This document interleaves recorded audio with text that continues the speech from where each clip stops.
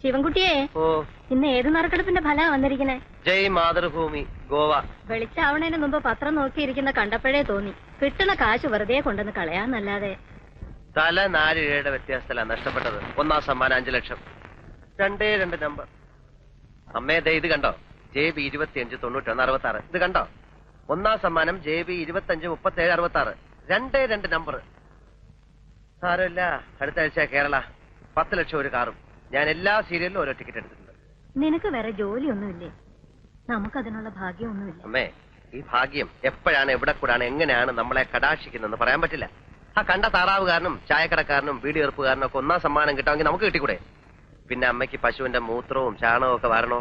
നല്ല air condition മുറിയില് കാലും കയറ്റി വെച്ചിരുന്നാ പോരെ? ഇവന്റെ ഓരോ മോഹങ്ങള്. 3 നേരം പട്ടിണി കൂടാണ്ട് ഇങ്ങനെ അങ്ങ് കഴിഞ്ഞുകൂടിയാ മതിയായിരുന്നു എന്റെ ഈശ്വര. എനിക്കും ഒരു AC റൂം വേണം. AC ഇല്ലാണ്ട് എനിക്ക് ഉറക്കമേ വരുന്നില്ല. റെഡി, നീ എങ്ങനെ കളിയാക്കൊന്നും വേണ്ട. ഈ കാശും പണവും വരാൻ അത്ര പെരുത്ത് സമയമൊന്നും വേണ്ട. എല്ലാവർക്കും ഉണ്ടടി ഒരു നല്ല കാലം. അന്ന് ഞാൻ ഈ പഴഞ്ചൻ വീട് പൊളിച്ച് ഒരു ഉഗ്രം വീട് പണിയും. അതിൽ AC മുറിയുണ്ടാവും 5-6 എണ്ണം. പണിത് വെച്ചിട്ടുണ്ടല്ലോ മേശപ്പുറത്ത്.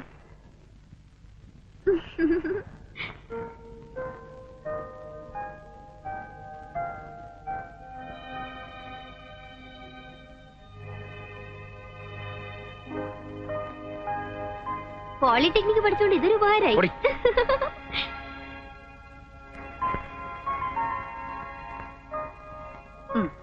തുടങ്ങിയോ അതിന്റെ മുകളിലെ പണി?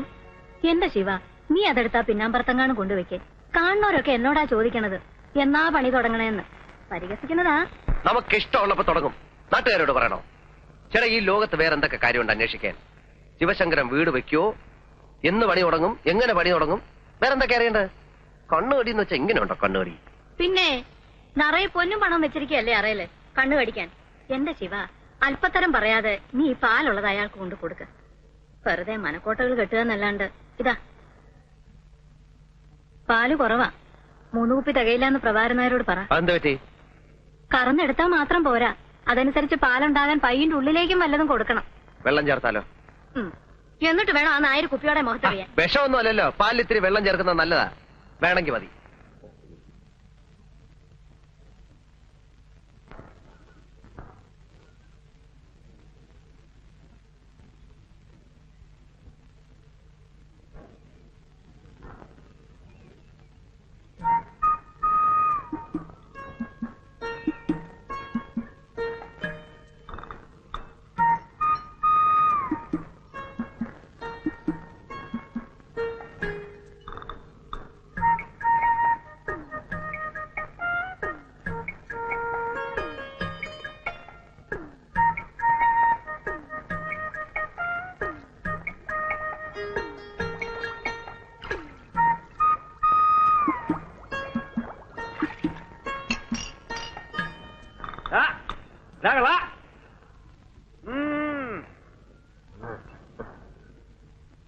അത് ശരി, പ്രഭാരനായ ചായക്കടയിൽ നീ നാട്ടുകാരെ കുടിക്കണതേ ഈ കുളത്തിലെ വെള്ളമാണല്ലേ?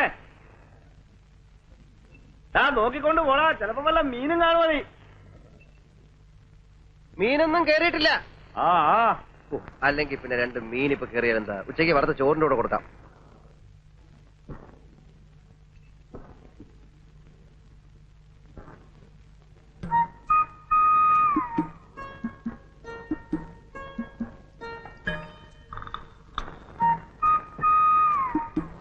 പാല് വെള്ളം പോലെയാണല്ലോ. പാല് വെള്ളം പോലല്ല, അതിന്റെ കല്ല് പോലെ ഇരിക്കണം.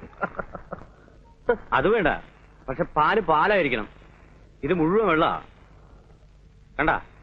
അതോ, അത് ഇന്നലെ കുറെ കൂടുതൽ വെള്ളം കുടിച്ചു. കൂടുതൽ വെള്ളം കുടിച്ചാ പാലിന്റെ കൊഴുപ്പ് കുറയും അല്ലേ? എന്റെ ശിവശങ്കര, പ്രഭാകരൻ നായരുടെ അടുത്ത് വേണോ ഈ വിളവ്? ഏതായാലും ഇന്ന് ഞാനിത് തിരിച്ചരുന്നില്ല. നാളെയും പയ്യെ കൂടുതൽ വെള്ളം കുടിച്ചാ ആ പാല് നമുക്ക് വേണ്ട. അമ്മയോട് പറഞ്ഞേക്ക്. ഓരോ തെറ്റിദ്ധാരണകളെ ചേട്ടാ. ഞങ്ങളൊക്കെ കറക്കുന്ന മൊന്തയില് ഒരു തുള്ളി വെള്ളം കാണത്തില്ല. ഈ പാലില് വെള്ളം ചേർത്ത് വിറ്റിട്ടൊന്നും എനിക്ക് ജീവിക്കേണ്ട കാര്യമില്ല. എനിക്ക് ഒന്നാം തരം ജോലിയുള്ളതാ. ഗോവിന്ദൻ കൺട്രാക്ടിന്റെ അടുത്തൊന്ന് നീ പോന്നു പറയുന്ന കേട്ടു. പോന്നു. അതുകൊണ്ടെന്താ ഇപ്പോഴേ ഞാൻ ഒന്നാം തരം ഒരു മെഡിക്കൽ കമ്പനിയുടെ റെപ്രസെന്റേറ്റീവാ. അറിയോ? വാചോടിക്കാതെ പോ.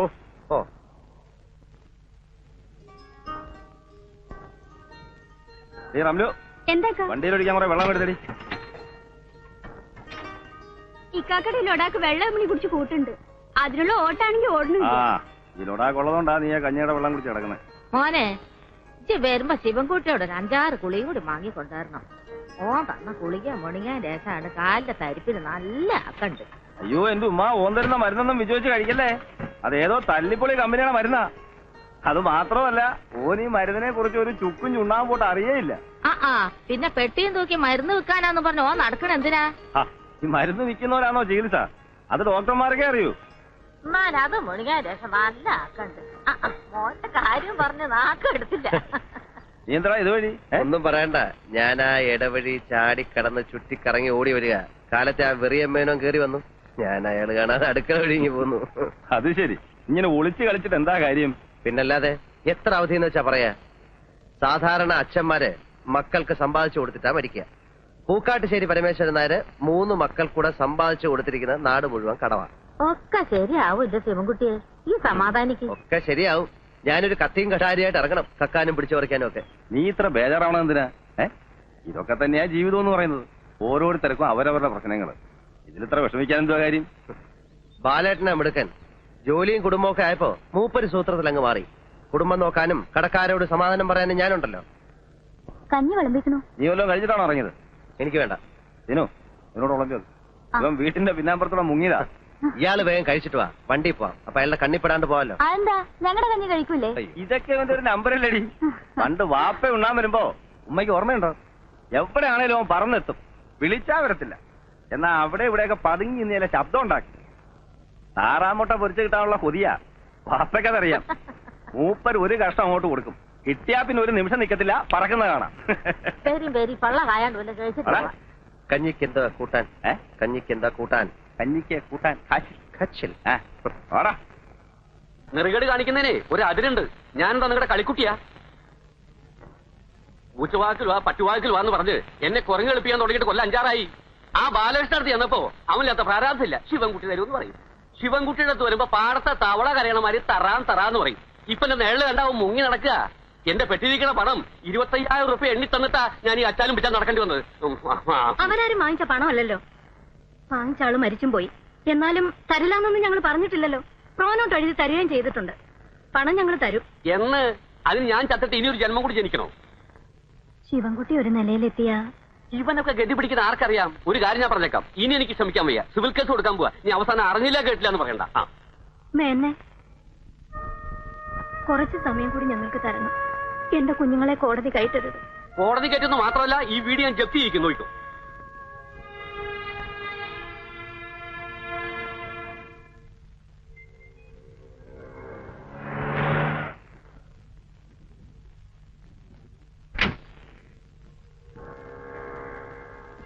എത്ര രൂപയായി? എത്രയായാലും ഓഫീസിൽ ഒന്ന് വാങ്ങിച്ചോളൂ. ഏതാ ഓഫീസ്? നീ എന്തോ ഈ പറയുന്നേ? നിന്റെ അമ്മായി അമ്മയുടെ ആഫീസ്. ഇവിടെ പോടാ, ബിസിനസ് നാക്കറിയാത്ത കഴുതാ. താമ്പയ്ക്കോ? സാർ, ഉച്ചയ്ക്ക് ഊണിന് വണ്ടി വേണ്ട, ഞാൻ മാനേജ് ചെയ്തോളാം. Good morning sir. Good morning. ഒരു നല്ല ടാക്സി പോലും കിട്ടാനില്ല. എങ്ങനെയുണ്ട് സെയിൽ? തരക്കേടില്ല. നമ്മുടെ പ്രോഡക്റ്റ് നല്ല മൂവ്മെന്റ് അല്ലേ? ഒറ്റ കുപ്പി പോലും വിറ്റിട്ടില്ല. അങ്ങനെ വരാൻ വഴിയില്ലല്ലോ. ഈ എറണാകുളത്തൊക്കെ പ്രോട്ടോബി ഭയങ്കര സെയിൽ, കിട്ടാനില്ല. ഈ ഗർഭശുശ്രൂഷയ്ക്ക് പറ്റിയ ടോണിക്കാണ്. മിനറൽസ്, പ്രോട്ടീൻസ്, ഹോർമോൺസ്, വൈറ്റമിൻസ് എല്ലാം ഉണ്ടല്ലോ. വെറുതെ പുഴു അടിക്കാതെ അച്ഛനെ, നെല്ലിക്ക വൈനിൽ ഏതാണ്ട് അരച്ചു കലക്കി ഉണ്ടാക്കുന്ന സാധനമല്ലേ. ഞാൻ അന്നേ പറഞ്ഞതാ ഇതൊന്നും ചെലവാവില്ലെന്ന്. പിന്നെ ചെലവാക്കാം, ഡോക്ടർമാർക്ക് നല്ല കമ്മീഷൻ കൊടുക്കണം. അത് കമ്പനിക്കാർ വിചാരിക്കാൻ നമ്മൾ എന്ത് ചെയ്യാൻ? പറഞ്ഞ് സമ്മതിപ്പിക്കണം.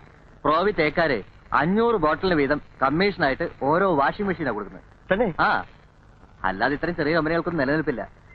നിങ്ങൾ ഇവിടെ വെച്ച ബോട്ടിലുകളെല്ലാം തിരിച്ചു കൊണ്ടുപോകണം. എല്ലാം എക്സ്പയറി ഡേറ്റ് ആവാറ്. എക്സ്പയറി ഡേറ്റ് കഴിഞ്ഞ സാധനം ഒന്നും ഇവിടെ വിൽക്കാറില്ലേ? ഇവിടെ എക്സ്പയറി ഡേറ്റ് കഴിഞ്ഞൊന്നും വിൽക്കാറില്ല. ചില സ്ഥലത്ത് വിൽക്കാറുണ്ട്. ഇവിടെ ഇരിക്കട്ടെ, ഞാൻ ഒന്ന് കറങ്ങിട്ട് വരാം. Okay okay. ബ്ലഡും യൂറിനും മോഷനും ഒന്ന് പരിശോധിച്ചിട്ട് വരൂ. ഒരു എക്സ്റേ എടുത്തോ, എന്നിട്ട് മരുന്നിന് എഴുതാം. ഡോക്ടർ, എനിക്ക് രാവിലെയുള്ള തലവേദന മാത്രമേ ഉള്ളൂ. അതിന് ഇത്രയും പരിശോധനകൾ വേണോ? എങ്കിൽ പിന്നെ നിങ്ങൾ എന്റെ അടുത്ത് വരണോ? സ്വന്തമായിട്ട് അങ്ങ് ചികിത്സിച്ചാ പോരെ. ഇത് വെറും ഒരു തലവേദന ആയിക്കൊള്ളണമെന്നില്ല. എന്താ, പരിശോധിക്കാൻ ബുദ്ധിമുട്ടുണ്ടോ? ഇല്ല ഡോക്ടർ. പിന്നെ ഇത് KJ ലാബറട്ടറിയിൽ പരിശോധിച്ചാൽ മതി. അവിടെ നല്ല റിസൾട്ട്. ബാക്കിയെല്ലാം പോക്കാം. ശരി.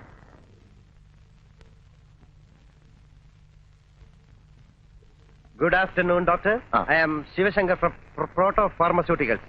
ഇരിക്കും സർ. ഞാൻ മുമ്പൊരിക്കൽ ഡോക്ടറെ വന്ന് കണ്ടിരുന്നു. ഓ, ഞാൻ ഓർക്കുന്നില്ല. ഞങ്ങളുടെ പ്രോട്ടോ ബീറ്റ് ടോണിക് വളരെ എഫക്റ്റീവ് ആണ്.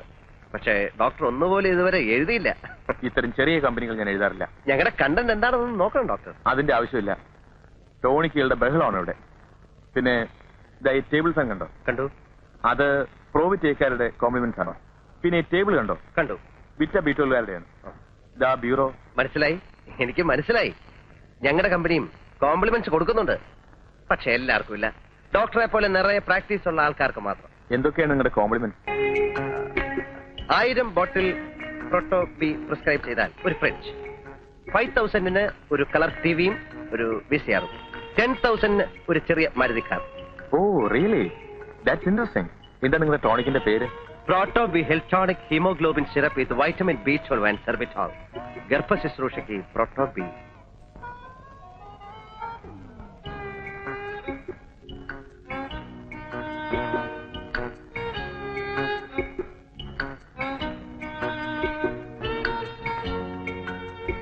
പ്രോട്ടോബി 4 ബോട്ടിൽസ്. അതേത് ഡോക്ടറെ? ഡോക്ടർ സുരേന്ദ്രന്റെ. ഇത് തീർന്നിരിക്കുക. ഒരു ബോട്ടിൽ പോലും ഇല്ലേ? ഇല്ല, കംപ്ലീറ്റ് തീർന്നു. ഇപ്പൊ തന്നെ എത്ര ചീട്ടാ വന്ന് മടങ്ങിപ്പോയെന്നറിയോ? ഡോക്ടർ പറഞ്ഞിരുന്നു കിട്ടാൻ ഭയങ്കര ഡിമാൻഡാണെന്ന്. അതുകൊണ്ട് 4 വാങ്ങി വെച്ചോളാൻ. ഇനി എന്ന് വരും? 2 ദിവസത്തിനകം വരച്ചു തരാം. വേറെ എവിടെയെങ്കിലും കിട്ടൂ? എല്ലാ മെഡിക്കൽ ഷോപ്പിലും ഔട്ട് ഓഫ് സ്റ്റോക്കാ. അന്വേഷിച്ച് നോക്ക്. എന്താ അസുഖം നിങ്ങൾക്ക്? തലവേദന. സൂര്യൻ ഉദിച്ചാൽ അപ്പം തുടങ്ങും. ആ, വേറെ എവിടെയെങ്കിലും കിട്ടുമെന്ന് ഞാൻ നോക്കട്ടെ. ആ റെപ്രസെന്റേറ്റീവ് ആള് കൊള്ളാമല്ലോ. കഴിഞ്ഞ ഒരു മാസമായിട്ട് ഞാൻ പട്ടി ചന്തയ്ക്ക് പോകുന്ന പോലെ പോവാന്നല്ലാതെ ഒറ്റ ഒരുത്തൻ ചിറ്റ എഴുതണ്ടേ. ഇപ്പൊ മെഡിക്കൽ ഷോപ്പുകാർക്ക് എന്നെ കാണുമ്പോ പുച്ഛവാ. കമ്പനിക്കാര് പറയുന്നത് ഞാൻ വർക്ക് ചെയ്യാഞ്ഞിട്ടാണ്. അല്ലേ അങ്ങതി, ഓരോരുത്തരും 1000 ബോട്ടിൽ വെച്ച് എഴുതിയാലേ നീ ഫ്രിഡ്ജും VCRും ടിവിയും ഒക്കെ എവിടുന്ന് എടുത്ത് കൊടുക്കും? ഞാൻ എവിടുന്ന് കൊടുക്കാനാ? പിന്നെ ഈടാ എല്ലാരും കൂടെ ഉത്സാഹിച്ചൊന്ന് എഴുതി ഒരു 10,000 ബോട്ടിൽ ഇലവായ എനിക്കൊരു 8,000 റുപ്യ കമ്മീഷൻ കിട്ടും. പിന്നെ ഞാൻ ഈ ജോലിക്ക് പോകുന്നില്ലെങ്കിലോ? പിന്നെ ഇവന്മാര് കോംപ്ലിമെന്റ്സ് വാങ്ങിക്കാൻ വീട്ടിൽ വരുമോ? വീട്ടിൽ വരട്ടെ, അപ്പൊ കൊടുക്കാൻ കോംപ്ലിമെന്റ്സ്. അയ്യോ, അപ്പൊ ഈ ജോലി ഈ നാട്ടിലാണ് ജോലിക്ക് പഞ്ഞം. എടാ ജോലി ചെയ്യാനുള്ള മനസ്സുണ്ടെങ്കിൽ ജോലിയുണ്ട്. പിന്നെ എല്ലാവർക്കും കസേരമേലിരുന്ന് ഫയൽ നോക്കണം എന്ന് പറഞ്ഞാൽ നടക്കത്തില്ല. എടാ ലോട്ടറി ടിക്കറ്റ് വിറ്റാ ജീവിക്കാനുള്ള കാശ് കിട്ടത്തില്ലയോ? ഞാനും ഈ വണ്ടിയൊക്കെ വിറ്റിട്ട് ഇതുപോലെ വല്ല പണിയും കിട്ടുമെന്ന് നോക്കാൻ പോവാ. വണ്ടിക്കാണെങ്കിൽ ഓട്ടോ ഇല്ല. ഓടി കിട്ടുന്ന കാശ് വല്ല വർഷാപ്പിലും കൊടുക്കണം. നീ ഒന്ന് അടിച്ചു നോക്കിയാ ചാട്ടാവുന്നു. കേരള ദൈവമേ, വഴി കിടത്തല്ലേ. നീ ഇവിടെ കയറുന്നുണ്ടോ? കേറിയില്ലെങ്കിൽ? കേറിയില്ല, ഇവിടെ വഴി കിടക്കാം. കേറിയാൽ? കേറി അവിടെ വീട്ടിൽ കിടക്കാം.